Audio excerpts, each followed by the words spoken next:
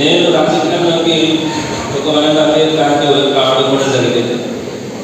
Almost కళ్ళు తెలుసుకునేటప్పటికి 1 year 1.5 year అయింది. మళ్ళీ అధ్యక్షుడిగా ఉండడం, మళ్ళీ ఇప్పుడు అపోజిషన్లో ఉండడం నేను హ్యాపీగానే ఫీల్ అవుతా ఉన్నాను. ఎందుకంటే మన వర్క్ నేచర్ అన్నది ప్రతిపక్షంలోనే మనము మన వర్క్ ఎఫిషియన్సీ అన్నది బయటపడుతుంది. సో తప్పకుండా అందరం కలిసి ఉంటే దేనైనా కూడా మనం సాధించవచ్చు. ఎప్పుడు మనం అధికారంలో ఉండాలా, ఎప్పుడు మనం సుఖంగా ఉండాలా కోరుకుంటే రాజకీయాలు అనేది మనకు కరెక్ట్ కాదనిపిస్తుంది.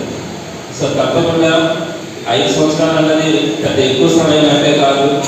ఆల్మోస్ట్ తెలియకుండానే 2 నెలల కాలం అయిపోతా ఉంది. సో మనకు 5 సంవత్సరాలు అంటే మొదటి 4 years తర్వాత మళ్ళీ ఎలక్షన్ టైం స్టార్ట్ అవుతుంది. అంటే అందరూ కూడా ధైర్యంగా ఉండి పనిచేస్తే ఖచ్చితంగా రాబోయే రోజుల్లో జగన్మోహన్ రెడ్డి గారి గురించి మీ అందరికీ కూడా తెలుసుంటుంది. ఒక కమిట్మెంట్ ఉండే వ్యక్తి, ఏదైనా ఒక పని చేయాలనుకున్న, ఒక ఎంత కష్టం వచ్చినా కూడా తనను నమ్ముతున్న వాళ్ళకి సహాయం చేయాలనుకున్న ఒక గట్స్ ఉండే లీడర్.